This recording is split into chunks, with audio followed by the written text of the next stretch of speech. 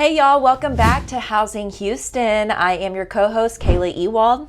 And I'm Sarah Lernor with Real Best Property Management. And today we're so excited because we are doing a little fireside chat with you guys just to give you a market update, to tell you what's going on in the industry. We'll take a call or two. So we're just going to open it up and kind of just girl chat, or I guess boy chat. We'll include you guys in there too. We have some I don't know how men to boy listening. chat. I don't know how to boy chat either. I don't think they chat actually. I think that, Hey, good, bro. What's up? Just kidding. We love y'all too. We love y'all. Yeah. Okay. First, I feel like it's been a minute since we've been together. Yes. So tell me, how are you doing? What's going on in the title world? We are busy. Yeah. Yay! That's amazing. Yay for busy. Actually, It's summer. So Yep. we're seeing the thing. We're seeing the things. We it doesn't help that it was Maycember, a month or two ago. Wild, y'all. So it was every event, every closing, every summertime vacation, every school graduation, and ballet recitals and theater performances and yes. So we made it. And teacher gifts and yes. We made it out of May and breath. into June and now July, and it's going well. Yeah. It is still busy, season peak. We're happy. We're moving along with our. I know. I feel like I'm seeing inventory pick up, but I'm seeing things go under contract too, which is, I'm sure you're seeing that on your site. A little bit quicker. Yeah. And not as many terminations. Okay. Oh, that's good. Do you have something opposite? I What are will you say, seeing? in my real estate crystal ball, it is the Wild West right now. Okay. I have decided I threw the crystal ball out the window because Broke the window. Now we're gonna I have broke to the get window. I got a guy. It's fine. But things that I think are predictable and the houses that I'm like, oh, I'm worried about this appraisal, or I don't know how the inspection's going to go. My mind is being blown. Okay. I will tell you a story. I had a house under contract. I went under contract within hours of hitting the market. Amazing. Multiple offers, and it was Mother's Day weekend, and my people were like, no, we don't want to play games. This is a weird market. Let's just accept the first offer. Amazing. And be good. And Usually the first Yes. offer is the best offer. I mean, a lot of times A that's lot of true. times it And is. that's why we always, as a buyer's agent, you're we gotta go. Yes. So what ended up happening, I was like, oh my gosh, did I underprice this house? Because Then your mind's so I'm getting the mentally, best of you. I'm can oh my we gosh, get more for the should house? I? Did we leave money on the But my table? sellers were fine. They were like, it's fine. We want to move on. Let's go. It's cool. Girl, that appraisal came back $32,000 short. No. Because there aren't any good comps because things have been slow. They don't. So I was pulling comps. I had been working with these people for a year and a half ago. We were going to list for $25,000 higher than we did now. Okay. And then today, where we listed, came out. I mean, I will say it ended with a happy ending. Sellers came in, buyers came up, agents took a little bit of off the top too. Okay. Everybody worked together to get it done.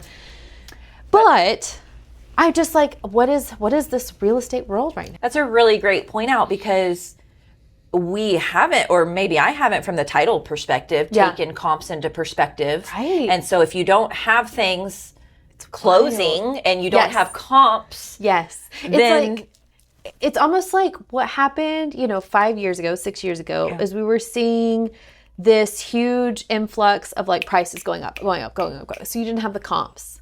But now you're seeing the other side of it where it's stuff really isn't closing as quickly. And so if you're FHA and you're looking for comps in the last 6 months, where you what do you do? And another so what appraisal, do you do? Expand your geographic area for comps? Well, in this instance, the comps they had were unfortunately, homes that, were 30 years old and had never been updated. Weren't similar.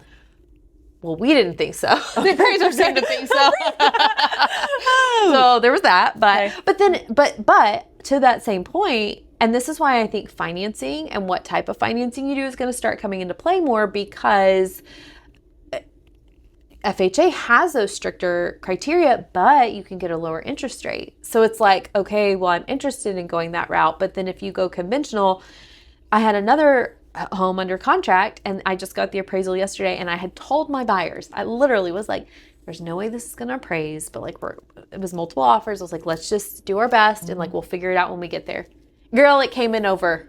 It came in over asking. Just no, kidding. I wish. Clearly just not. Kidding. Clearly not. But I'm like, can I get this appraiser to go redo this house? Yeah. So it's just crazy. Because once you get it appraised, how long does that stay on the property? So yeah, that's a really good question because a lot of people have misconceptions about it. With FHA, it's if you have another FHA buyer, it stays on the property for a year.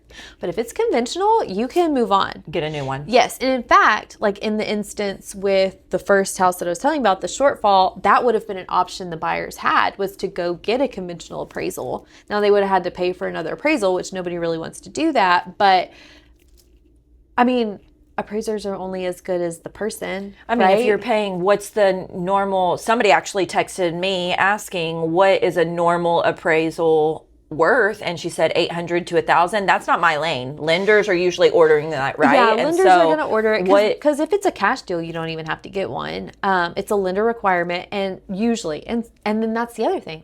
I'll get there, but appraisals usually cost, I've seen them as cheap as like 500 and then 1,000 if it's a more unique situation, certainly more on commercial. So you might as well get a new one. If you're going conventional, the next time you get a new one if you're to talking hopefully about being able to finance like $30,000 versus having to scrounge that up and borrow from 401ks, to me it's worth it. But you know, that's everybody's situation is different. And so like what makes sense for them is may not make sense. And so you say the program and the lending side of things might come into more in play, because I feel like everybody always was like, you have to go conventional, and then FHA and VA and all of these other, there was always a stigma. Yeah, no, you're right. Towards anything outside of conventional for the longest time. But then COVID happened. Right. And correct me if I'm wrong, COVID happened. And then it was kind of like, nobody really even worried about what program or what lending you had to do. And it was, if you came in with a good offer and you knew it was going to get to the closing table, I mean, cash is obviously quicker to the closing. But who cares if it's conventional, FHA, VA, you're still getting to the closing. So now you're saying, I would say during COVID times, you still saw that stigma. Okay.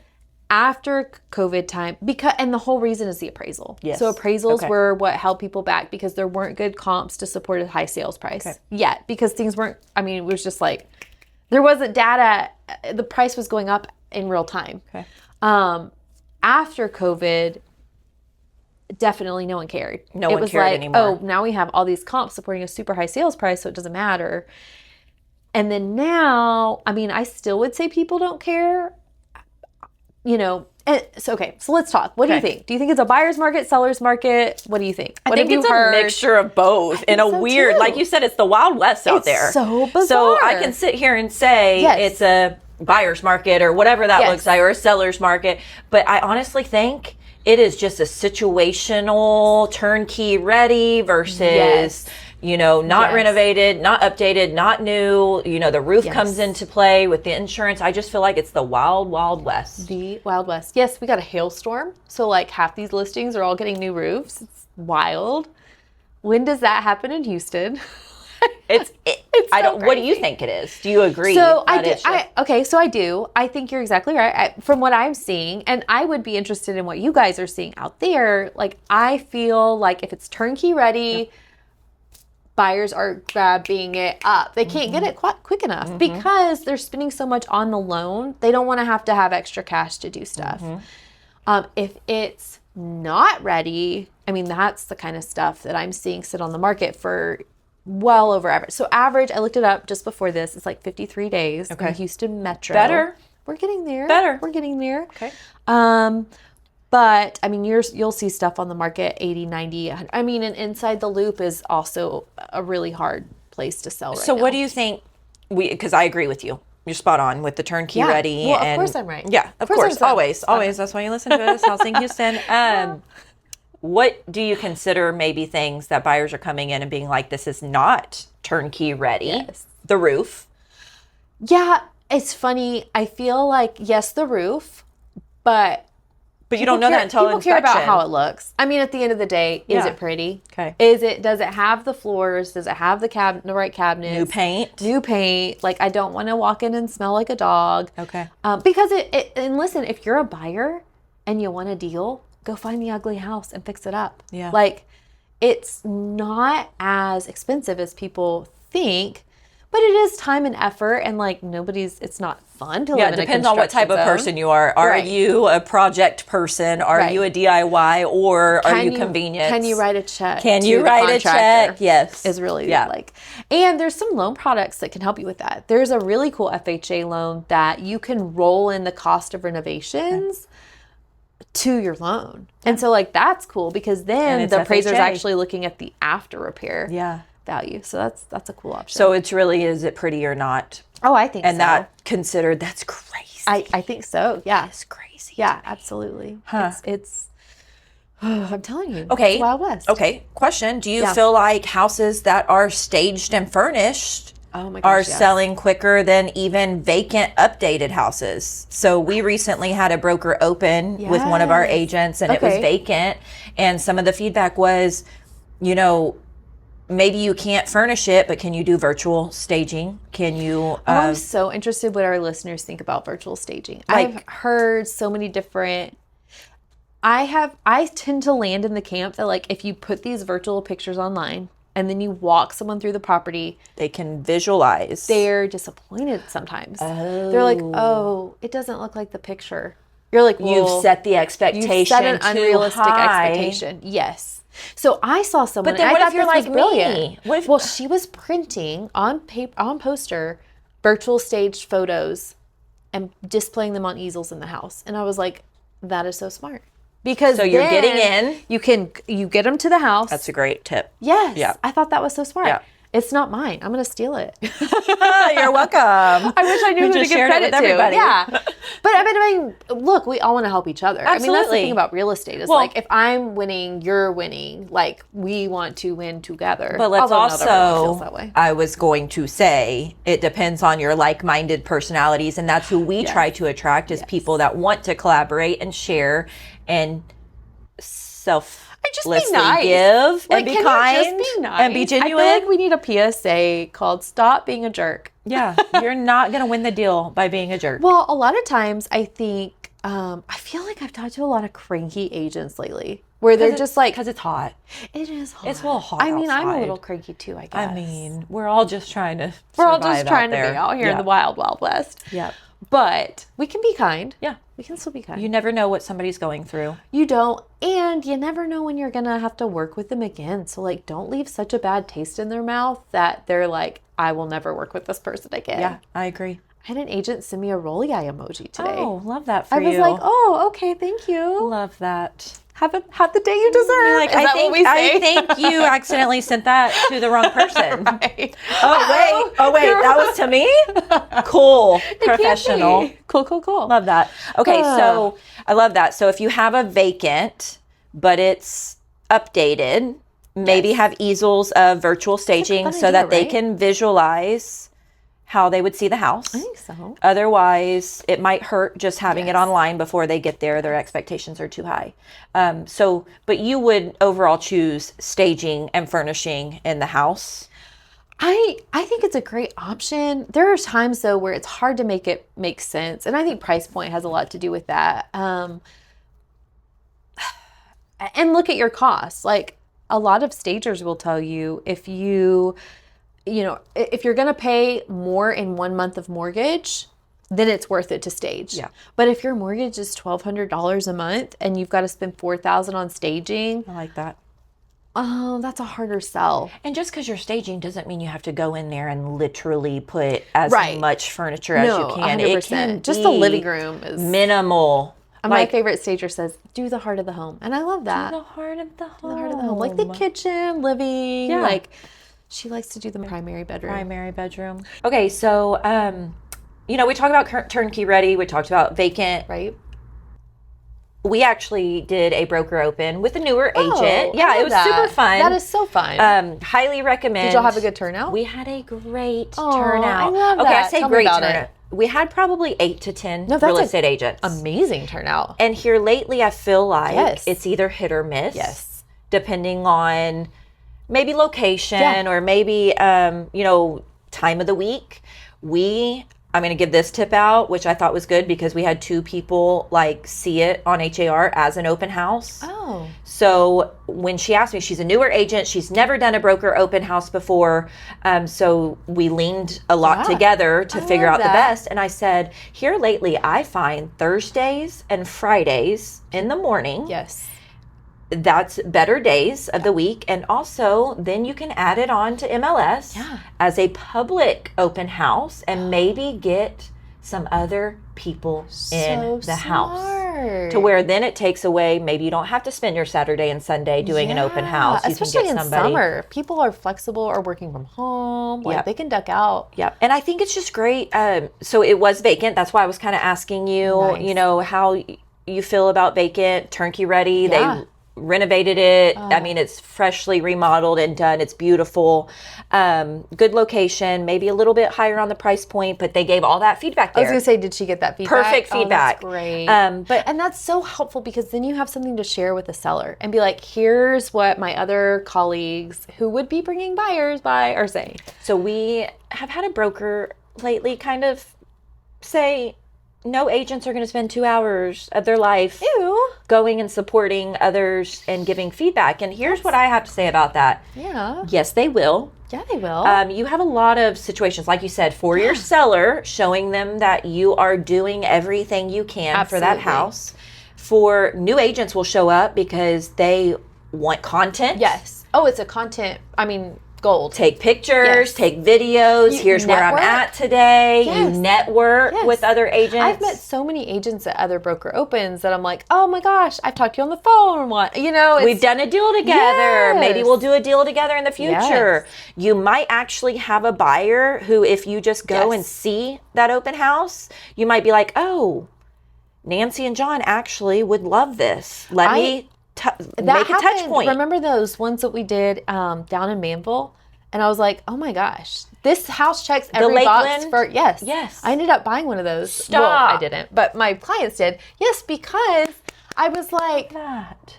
this house actually checks every box, but like it's not exactly where they said. So I was like, do you want to see what this house that checks every box? And they walked in and she said, this is the one. That's she why said, you do That's why you these. do it. Yes, absolutely. And listen, how many agents are with HAR? oh my gosh. 40,000? Oh, it's 50,000? Some ridiculous. I would lie. It's a crazy number. It's something just like that. It's like- another- I was going to say 80. It's Okay, crazy. it's something. It's wild. I can't even keep up these days. I know a know. lot of agents fell off, but did we come get a and they lot go. more? They come and they They go. come and they go. But I think it's just another lead generation Oh, absolutely. tactic that you can use in your business, especially if maybe you're not as busy as you want to be Yes. doing those things and taking Yes. action, and it supports other people. Well, and that's what we were just talking about. It's like, this is a business where like you really do need good people on both sides of the deal. Yeah. And so like having the opportunity to connect and build relationships with people on the other side is so wonderful. Like, why would you not take it? An agent showed up And today. they usually have free food. Yeah, exactly. give me a Come and taco. network and Yeah. and you have to have a lunch break You gotta at some get- you point. gotta get Come lunch. and have some breakfast or lunch. Yeah. But an agent showed up and she's like, I actually have lived, 2 streets over no for 22 way. years. Oh, no way. Let me tell you a little bit about the area. And then kind of gave some feedback that now the listing agent is going to put in some verbiage. Like, That's fantastic. you have the police officer's direct phone number who lives there. Oh, wow. They're at every event, big in the community. It's amazing that you can network. and you would have never known that Yeah. without that.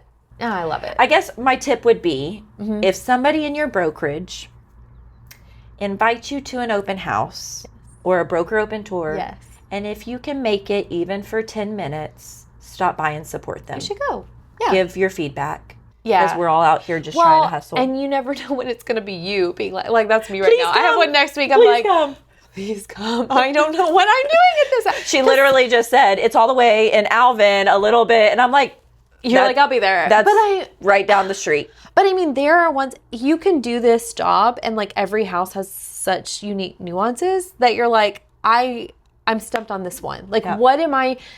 It's like you get nose blind. It's like, what am I missing on this house that somebody else is going to see? Yeah. And then we need to sell it. Yes. And then the people that show up can get tips and tricks for maybe tacos. their future listings and tacos. Yes, exactly. Yeah. Exactly. Okay. So let's kind of go towards renters now. Yes. So we talked about the market, if it's sellers, buyers, wild, wild west, all the things. It's still the Wild West with renters. Really? It really is. It is wild. A lot of renters out there. So I will tell you this. There is, well, for one, fraud and crazy people are out there. Yeah. Like, I mean, we already knew that. Yeah. But the crazy things that have happened in the last couple weeks, one of my agents had inappropriate pictures sent to her from a potential tenant. No. She's like, sure, I'll meet you at the property. When can you go? And then it was like, boop, boop. No, but it wasn't him, obviously, right? Or was it? She said her name was Nicole, but then what Nicole sent did not, you know what I mean?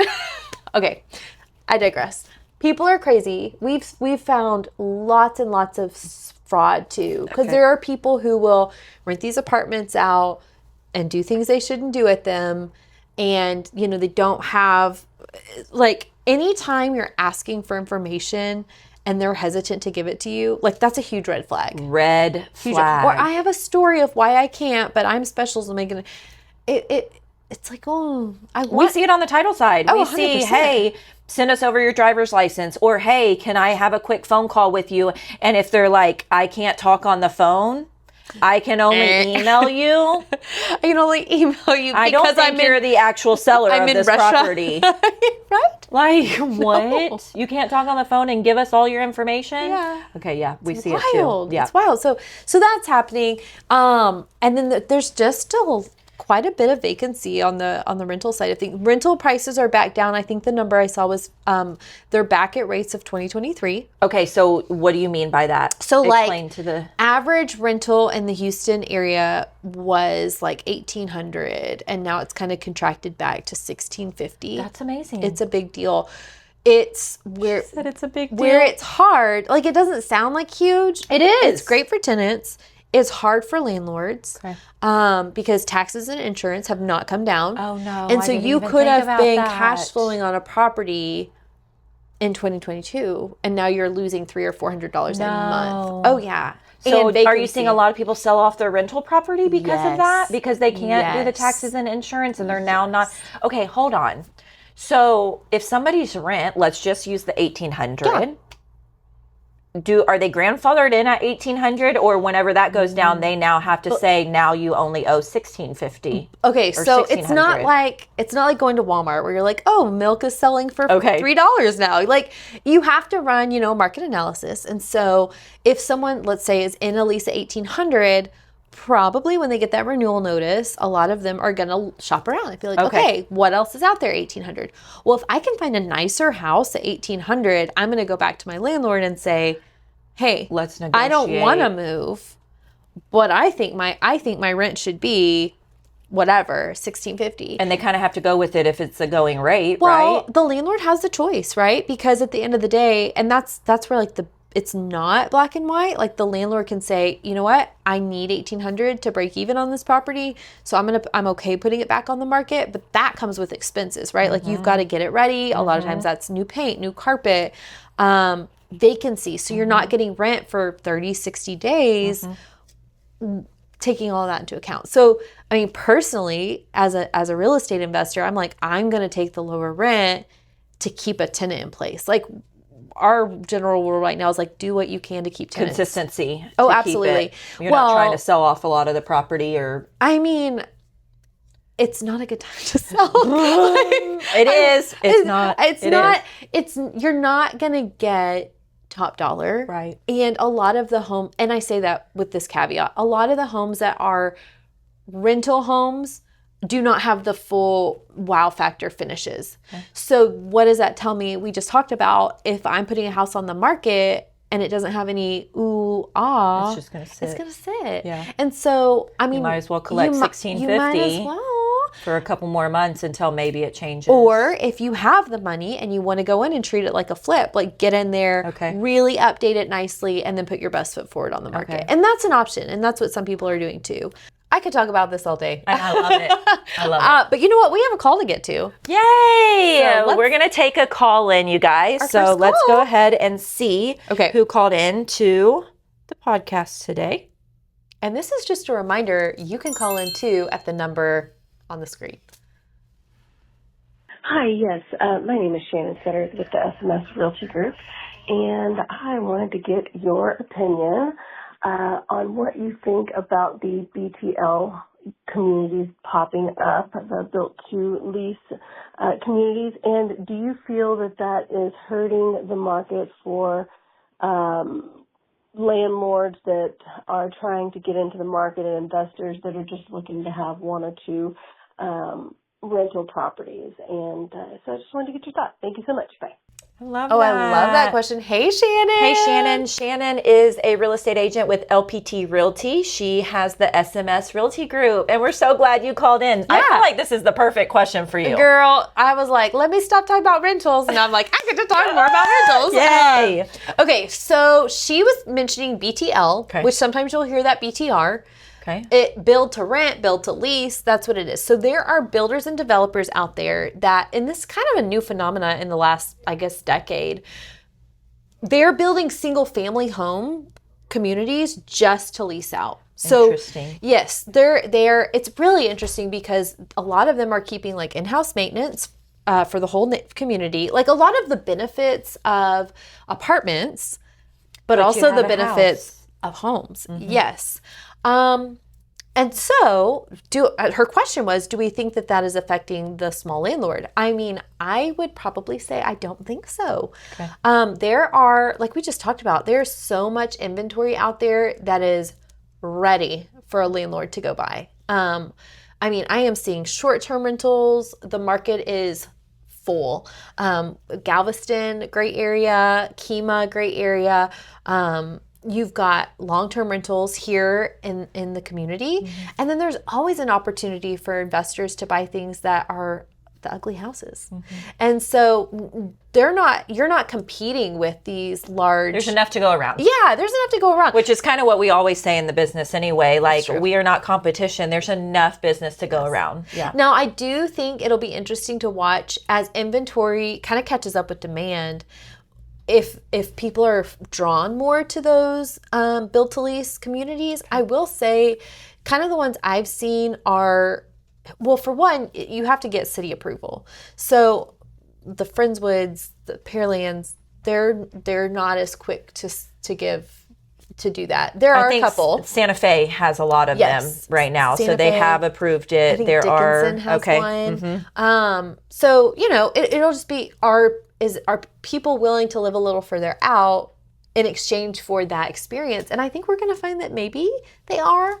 But at the end of the day, like, just more options. Just more options. More options and we like available. Options. We love options. But thank you, Shannon, for calling in. And again, like Sarah said earlier, we are going to take calls every single episode that we're doing our little fireside chat. So get the number below, call, and we're happy to take your questions. We love your questions. Yep. Do you have any last comments that you feel like you want to share regarding the market? I think everybody go out there, buy some property, sell some property. I don't know. No, like, what do you have to say? Yeah. I just think stay in there. I think days on market's getting a little bit less.